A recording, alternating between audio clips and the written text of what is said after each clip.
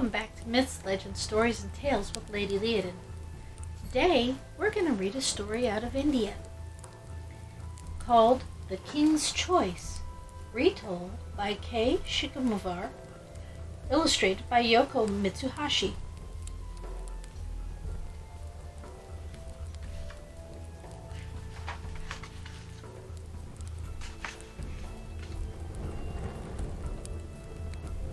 There was once a lion who was king of the forest.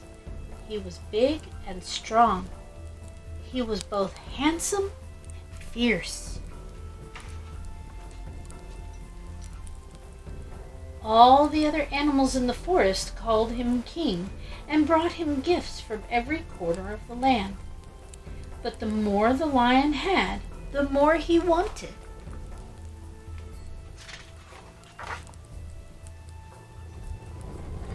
A king must have a court, he said to himself one day. The lion called a fox to his side. You are known to be a wise and clever creature, fox, said the lion. I want you to be my advisor. Thank you, your majesty, said the fox, bowing low. The lion next called a leopard to his side.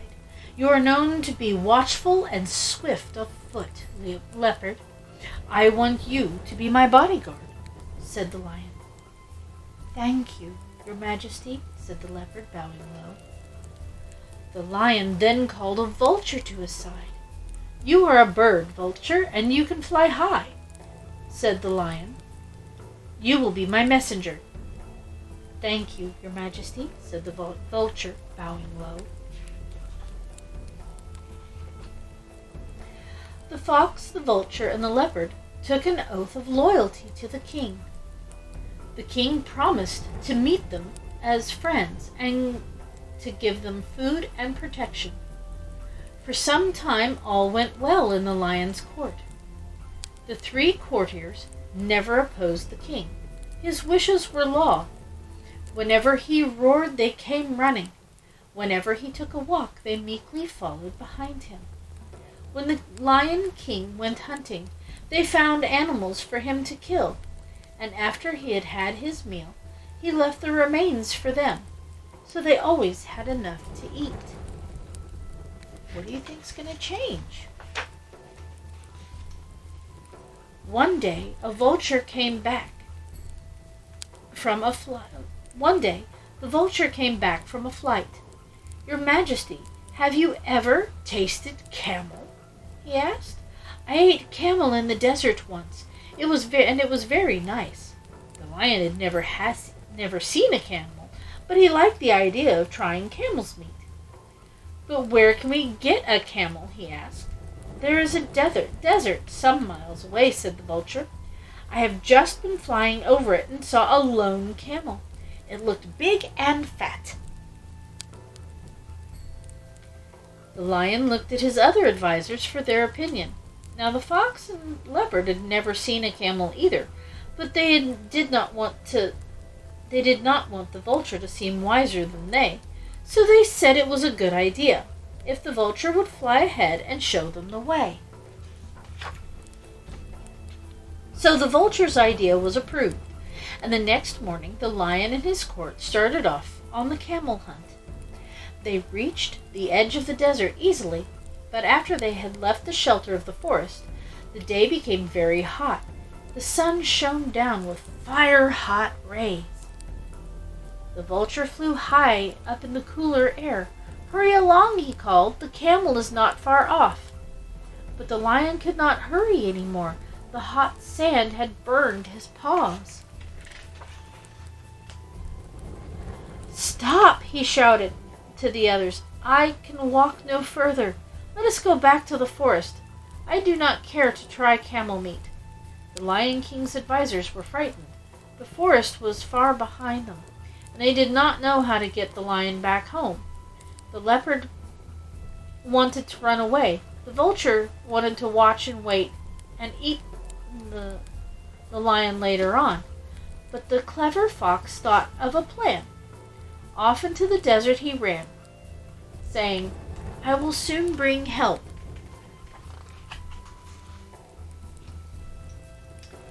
After running for some time, the fox found the camel.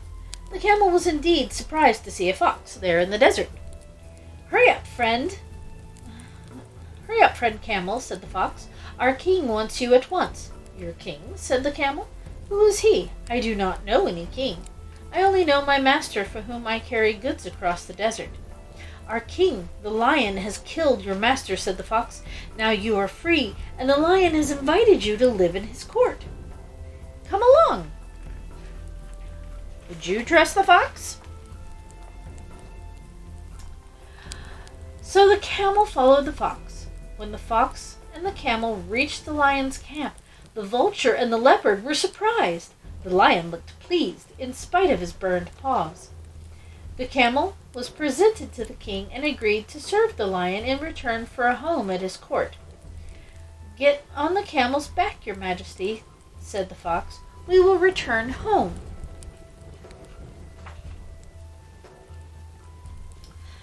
The lion at once jumped onto the camel's back. His courtiers, the fox and leopard, jumped up behind him.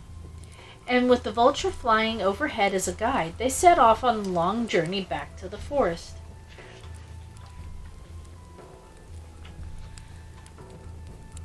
When the travelers again reached the king's domain, they were all very tired and hungry after a long day. The fox and the leopard and the vulture looked at the camel. Then they looked at one another and smiled hungry smiles. They had brought the camel for the king's dinner. Now it was time for the feast. The Lion King knew what his courtiers were thinking. He called the camel to him.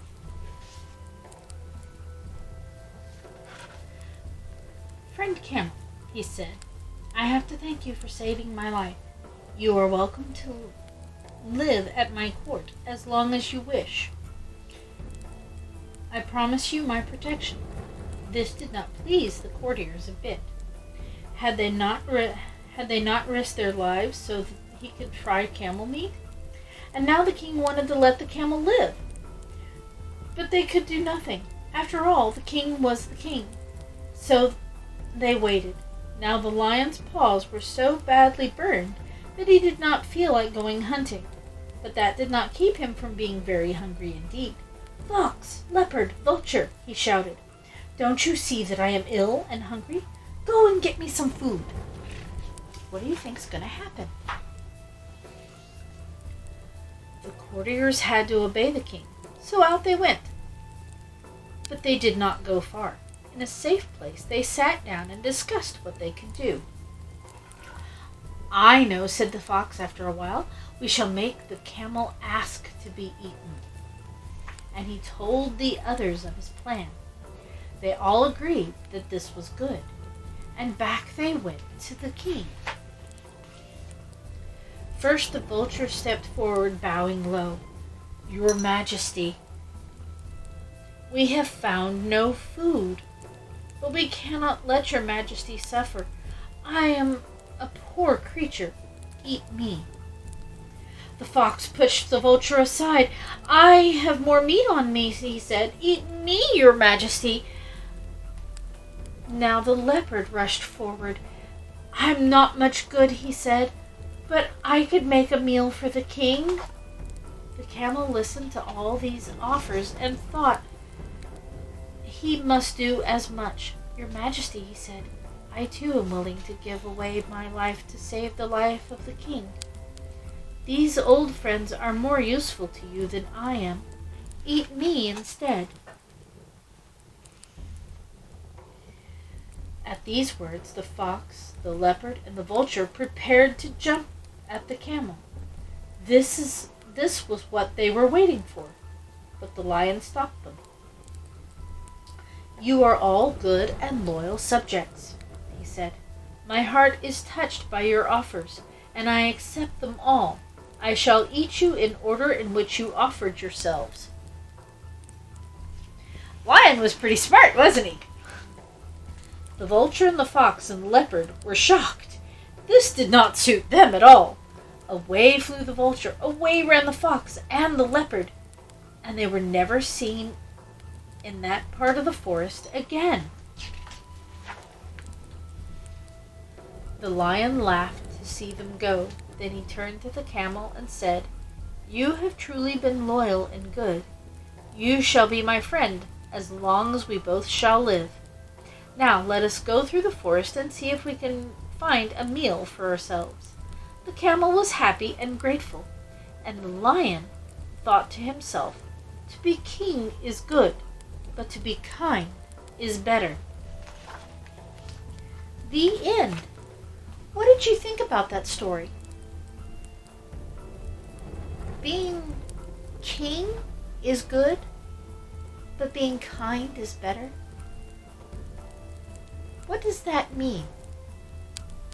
Well, to me, it means you can be in charge, but if you aren't kind to the people you are over, then being in charge isn't very much fun. So, what should we do? Maybe, should we always try to be kind to others? Because you never know when you're going to need them. That's all the time we have for today. We'll see you next time.